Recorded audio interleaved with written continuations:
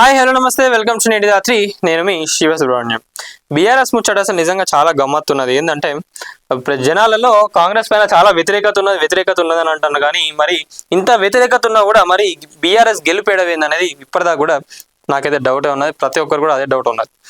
మరి ఎప్పుడు ఏ ఎలక్షన్లు పెట్టినా మేమే గెలుస్తామని చెప్పి సంకలు గుద్దుకునే బీఆర్ఎస్ ఈరోజు ఏడబోయింది. మరి వీళ్ళు ఎక్కడ ఏం మిస్ అవుతున్నారు, ఏం తెలుసుకోవాలి. బీఆర్ఎస్ అధికారం కోల్పోయిన దగ్గర నుంచి వెళ్ళి కూడా వాళ్ళు ఏమేమైతే మిస్టేక్స్ చేస్తున్నారో ఏందనేది తెలుసుకోవాలి. అవి తెలుసుకోలేకపోతున్నారు.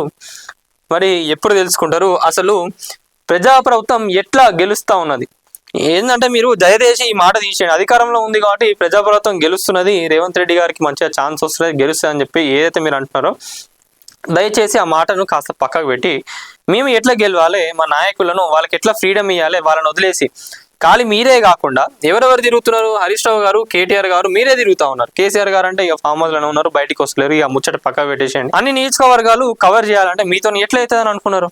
నాయకులు ఉన్నారు కదా, వాళ్ళకి ఎందుకు మీరు స్వేచ్ఛను ఇవ్వట్లేదు, వాళ్ళని ఎందుకు పంపివ్వట్లేదు? వాళ్ళపైన నమ్మకం లేదా? ఎందుకంటే ఇక్కడ ఇంకో మైనస్ పాయింట్ కూడా ఏంటిది బీఆర్ఎస్కి అంటే, సెకండ్ క్యాడర్ లేకపోవడమే మైనస్ పాయింట్. సెకండ్ క్యాడర్ని మీరు రానివ్వలే కదా. ఇప్పటికి కూడా ఎవరిని కూడా ఈ నాయకులు కాకపోతే ఇంకా వేరే ఎవరు అనేది ఎవరికి కూడా మీరు చెప్పలేకపోతున్నారు. పదవులు ఇవ్వాలి అని కూడా ఆలోచించలేకపోతున్నారు. అట్లాంటప్పుడు ఎట్లా గెలుస్తారు? అందుకే మీరే తిరగాల్సి వస్తుంది. మీకు సెకండ్ క్యాడర్ ఉంటే ఈ నాయకులు కాకపోతే వాళ్ళని పోయి ప్రచారం చేసి గెలిపించేటోళ్ళు. అట్లా కూడా లేదే. ఇక ప్రతిసారి ఎన్నికలు అంటూ ఏం సాధిస్తున్నారు? అధికార పార్టీని రెచ్చగొట్టి బోల్తా పడుతున్నారు. పంచాయతీ ఎన్నికలు పెట్టడానికే ప్రభుత్వం ముందు వెనక ఆలోచించింది. జూబ్లీహిల్స్ ఉప ఎన్నికల్లో అదే చేశారు. గెలిచేది మేమే అంటూ పగడి గలలు కన్నారు. 6 నెలల పాటు పడి హడావుడి చేశారు. ఏం జరిగింది? ఎన్నికకు 15 రోజుల్లోనే వాతావరణం మారిపోయింది. సీఎం రేవంత్ రెడ్డి వేసే స్కెచ్ 6 నెలల బీఆర్ఎస్ కష్టం గంగలో కలిసింది.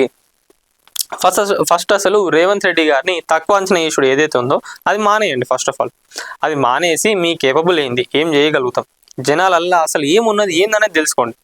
అది లేకుండా 6 గ్యారంటీలు ఏవైతే ఉన్నాయో ఒకటి నేర్చుకోవాలి రేవంత్ రెడ్డి గారి దగ్గర నుంచి వెళ్ళి. నిజంగా డైవర్షన్ పాలిటిక్స్ ఏవైతే రేవంత్ రెడ్డి గారు చేస్తున్నారో నిజంగా వాటికి హ్యాట్స్ ఆఫ్ అని చెప్పాలి. ఎందుకంటే ఇప్పుడు చూడండి, 6 గ్యారంటీలు ఏవైతే ఉన్నాయో దానిపైన ఎవరైనా ఫైట్ చేస్తున్నారంటే లేదు, ఖాళీ మీరే ఫైట్ చేస్తా ఉన్నారు. మరి బీఆర్ఎస్ లో ఉన్న నాయకులు ఏడవేండ్రు? దీనిపైన ఎవరు కూడా మాట్లాడతలేదు. మొన్న కవిత గారు పోయి ఇదే గ్యారంటీల పైన ఆడపోయి ధర్నా చేసిండ్రు. ఏడ ప్రజాభవన్ దగ్గర పోయి ధర్నా చేసిండు. ధర్నా వేస్తే ఏమైంది? వెంటనే ఇక ఎక్కడ రేవంత్ రెడ్డి పైన నెగిటివ్ వస్తుందో జనాలందరూ దీని గురించి మాట్లాడుకుంటారు అని చెప్పి వెంటనే ఆ టాపిక్ ని డైవర్ట్ చేసేటందుకు పొలిటికల్ స్టెప్ ఎత్తుకున్నాడు. అయిపోయింది. ఎవరు కూడా మాట్లాడతలేరు. చాలా మంది కూడా తెలియదు కవిత గారు పోయి ఆడ ధర్నా చేసిన అనేది ఎవరు కూడా తెలియదు. ఇప్పుడు అట్లా డైవర్ట్ చేసేస్తా ఉన్నారు. అంటే రేవంత్ రెడ్డి గారి పొలిటికల్ స్ట్రాటజీస్ కానివ్వండి, డైవర్షన్ పాలిటిక్స్ ఎంత స్టేజ్లో ఉన్నాయనేది ఒకసారి ఆలోచించుకోండి. ఎవరు అవునన్నా కాదన్నా నాతో ఎవరికి సంబంధం లేదు. ఏదైనా కూడా కానివ్వండి, అంటే నాకు జస్ట్ షార్ట్ టైమే ఉంది, నాకు ఈ 5 years టైం ఉంది. ఈ 5 years లో నేను ఏదైతే చెయ్యాలని అనుకున్నానో దాన్ని చేసేస్తా. ఎంత నెగిటివ్ వచ్చినా పబ్లిక్ నుంచి ఏది వచ్చినా కూడా నేనైతే చేసుకుంటూ పోతా అని రేవంత్ రెడ్డి గారు అనుకున్నట్టున్నారు గట్టిగా. జనాలకి ఏంటంటే మెల్లగా అర్థమవుతా ఉన్నారు. దానివల్ల ఏం పాజిటివ్స్ ఉన్నాయి ఏంటంటే మెల్లగా అర్థమవుతుంది కాబట్టి అది ప్లస్ అవుతుంది రేవంత్ రెడ్డి గారికి. అంటే ఎగ్జాంపుల్గా హైడ్రా విషయమే చూసుకుందాం. చాలా అంటే చాలా మాట్లాడిండు. బీఆర్ఎస్ నాయకులు కూడా మస్తు కబ్జాలు చేసిండు. వాటన్నిటిని కూడా బయటికి తీసిండు. ఈరోజు హైడ్రానే తొవ్వి తీస్తా ఉన్నది. ఎక్కడెక్కడైతే చెరువులను వాటిని బట్టి కబ్జాలు చేసిండ్రో, ఎవరెవరైతే చేసిండ్రో, ఏ అధికారులు ఎవరెవరికి ఎంత వత్తాసు వలికిండ్రో ఏందని అని బయటికి తొవ్విండ్రు. కాబట్టి ఈ రోజు హైడ్రా పైన ఎవరు కూడా మాట్లాడతలేరు. హైడ్రా ఏది చేసినా కూడా ఎవరికి తెలుస్తలేదు, చేసుకుంటూనే పోండి అని చెప్పి ఇంకా వేరే వేరే కాలనీలు వాళ్ళందరూ వచ్చి కూడా హైడ్రాకి మద్దతు పలుకుతా ఉన్నారు. అంటే ఆ ఘనకార్యం మీరు చేసిందా కాదా? మీరు చేసిన కథల వల్లనే కదా. గత పాలకులు ఎవరైతే ఉన్నారో వాళ్ళు చేసిన ఘనకార్యాలే ఈ రోజు హైడ్రా అంతా కూడా దొవుతా ఉన్నారు. అది జనాలు స్వీకరించిండ్రు మెల్లగా. అట్లనే రేవంత్ రెడ్డి గారు చేసేది ఏదైనా కూడా స్వీకరిస్తా ఉన్నారు. దాన్ని మీరు ఎట్లా ఫైట్ చేయాలి, దాన్ని ఎట్లా ఓవర్కమ్ చేయాలి ఏందనే దానిపైన ఆలోచిస్తే బాగుంటుంది. ఇంకా ఇంతగానం జరిగినా కూడా సమీక్ష చేసుకోలేదు. తప్పులు ఎక్కడ జరుగుతున్నాయి ఏందనేది కూడా సరిదిద్దుకోలేకపోతా ఉన్నారు. పంచాయతీ ఎన్నికలకు మాదే విజయం అని సంఖ్యలు గుద్దుకున్నారు. మళ్ళీ బొక్క బొర్ల పడ్డారు. మున్సిపల్ ఎన్నికలలో నిండా మునిగిపోయారు. ఓకే, ఏదైతే మీకు పార్లమెంట్ ఎలక్షన్స్ తర్వాత మీరు పార్లమెంట్ ఎలక్షన్స్ లో కూడా ఏం జరగలేదు. దాని తర్వాత 1 by 1 గా 3rd place నుంచి వెళ్ళి 2nd place వరకు వచ్చిండ్రు. బాగానే ఉన్నది. అది బెస్ట్ అని అనుకోకండి మీరు. దాన్ని చూసి ఇక మేమే గెలుస్తాం, జనాలందరూ మా సైడ్ ఉన్నారని ఏదైతే మీరు ఆ ధోరణి ఉన్నారో దాన్ని పక్కకు పెట్టేసేయండి. ఇప్పటికైనా మేలుకోండి, వ్యూహాత్మకంగా అడుగులు వేయండి.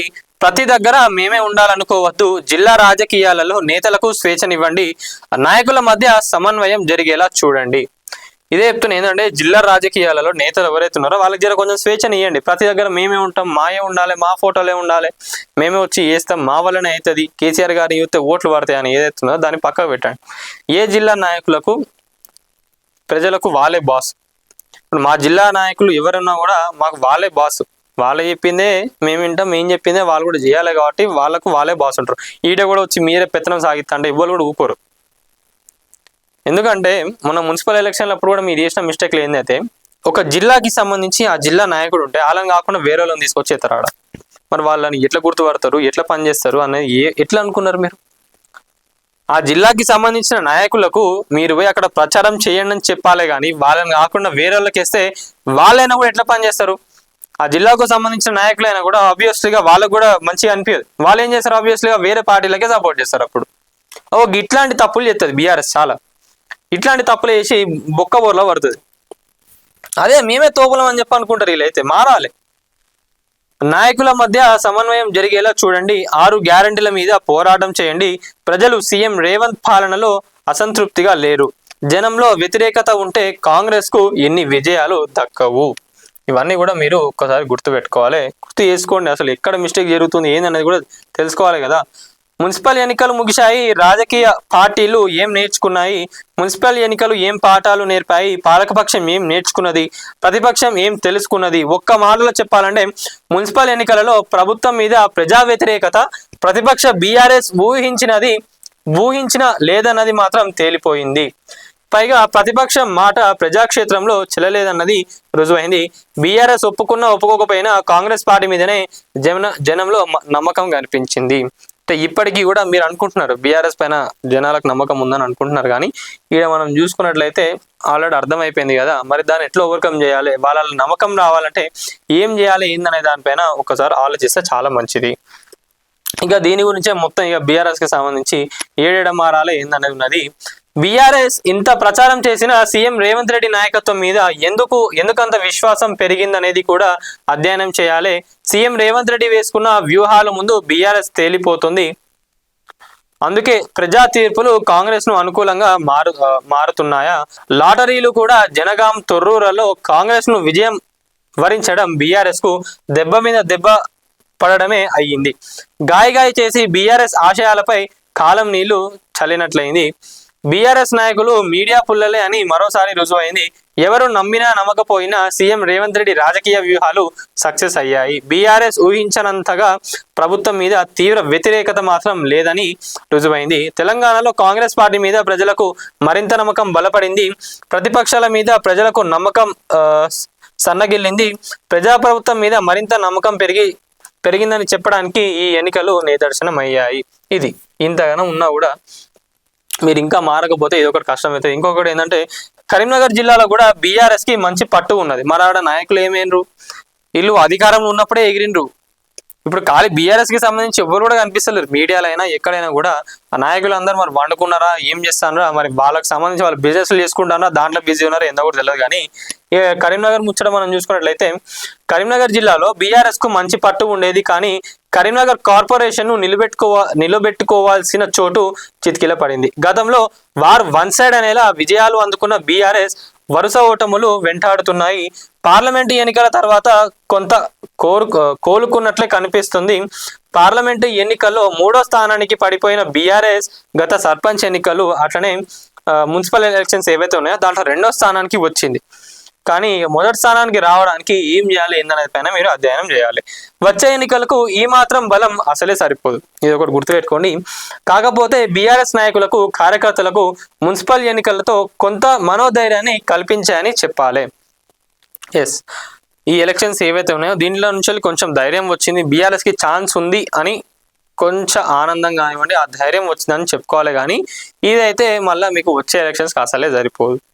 ఒక్కసారి ప్రజాప్రభుత్వం స్ట్రాటజీస్, రేవంత్ రెడ్డి గారి స్ట్రాటజీస్ ఏవైతే ఉన్నాయో దానిపైన మీరు దృష్టి పెడితేనే బాగుంటుంది. వచ్చే ఎలక్షన్స్కి ఇంకా స్ట్రాంగ్గా కూడా కావచ్చు. ఇంకేంటంటే అలయన్స్గా పోతామని చెప్పి అంటా ఉన్నారు. అసలు వాస్తవంగా చెప్పాలంటే బీఆర్ఎస్కి అలయన్స్ అవసరం లేదు. బీఆర్ఎస్ నిజంగా కరెక్ట్గా వాళ్ళు చేసిన తప్పులు ఏవైతే ఉన్నాయో వాటిని తెలుసుకొని అసలు గతంలోనే సీట్లు మారిస్తే ఈజీ అయిపోతుండే. మరి ఇప్పుడు కూడా వీళ్ళు సీట్లు మారుస్తారా? 30-40 సీట్లన్నా మారుస్తారా? మారవకుండా మళ్ళీ వాళ్ళకే ఇస్తారా? ఇక వాళ్ళకి ఇస్తే మళ్ళీ ఇక పార్టీ బొంద పడ్డట్టే, ఇక పోయినట్టే, ఇక రావు. మళ్ళీ వాళ్ళకి ఇచ్చేస్తే కొత్తగా నాయకులు ఎవరైతే ఉన్నారో వాళ్ళకి అవకాశాలు ఇవ్వండి, ఉద్యమకారులను కాపాడుకోండి, పార్టీ కార్యకర్తలను కాపాడుకోండి, సెకండ్ క్యాడర్ పెట్టుకోండి. వాళ్ళకి టికెట్లు ఇచ్చినా ఇవ్వకున్నా ఒకటే ఫ్యామిలీలు ఎవరైతే ఉన్నారో దయచేసి అట్లా ఫ్యామిలీలకు మొత్తం ఎమ్మెల్యే టికెట్లు వాళ్ళకే, ఇంకా ఏమంటారు స్టేట్ ప్రెసిడెంట్ పోస్టులు ఉంటాయి కదా, జిల్లా ప్రెసిడెంట్ పోస్టులు ఉంటాయి కదా, అట్లా ఒకటే కుటుంబాలకు ఇచ్చేస్తే ఏమవుతుందంటే వాళ్ళు పుసుక్కున్న వేరే పార్టీలో పోగానే ఓ 4-5 సీట్లు ఖాళీ అయిపోతున్నాయి ఆడ. అరే మీరు వేరే వాళ్ళకి ఇచ్చిన పార్టీకి కట్టుబడి వాళ్ళని ఉంటుండే కదా, మళ్ళీ వాళ్ళని తీసుకొచ్చి పార్టీలో చేర్పించుకుంటా ఉన్నారు. బండ బూతులు తిట్టిండ్రు, బండ బూతులు బీఆర్ఎస్లో ఉన్న నాయకులను తిడితే అయినా కూడా మళ్ళీ బుద్ధి లేకుండా వాళ్ళని తీసుకొచ్చి పెట్టుకున్నారు. చాలా మైనస్ అయింది, చాలా అంటే చాలా మైనస్ అయింది బీఆర్ఎస్కి. ఇక పేర్లు ఎందుకు తీయాలి, వాళ్ళు అనవసరంగా ఉన్నారు. బీఆర్ఎస్ వాళ్ళకి కూడా తెలుసు తప్పని తెలుసు, అయినా కూడా మరి ఎవరు వాళ్ళకు సూచనలు ఇస్తున్నారో. సో ఇది ఎన్ని ప్రజా వ్యతిరేకలు ఏది ఉన్నా కూడా మరి బీఆర్ఎస్ గెలుపు అనేది కూడా ఏడ కూడా కరెక్ట్గా కనిపిస్తలేరు. మరి దీనిపైన మీరేమనుకుంటారు అనేది ప్రతి ఒక్కరు కామెంట్లో తెలపండి. ఇంకా బీఆర్ఎస్లో ఏ నాయకులు ఎట్లా మారాలి, బీఆర్ఎస్ పార్టీ కూడా ఎట్లాంటి చేంజెస్ తీసుకొస్తే మళ్ళీ అధికారంలోకి వస్తుందని మీరు అనుకుంటారో కామెంట్ రూపకంలో తెలపండి. వీడియో చూస్తున్న వాళ్ళు ఎవరైతే ఉన్నారో ప్రతి ఒక్కరు వీడియోని లైక్ చేయండి, షేర్ చేయండి, కామెంట్ చేయండి, ఛానల్ని సబ్స్క్రైబ్ చేసుకోండి. Thank you.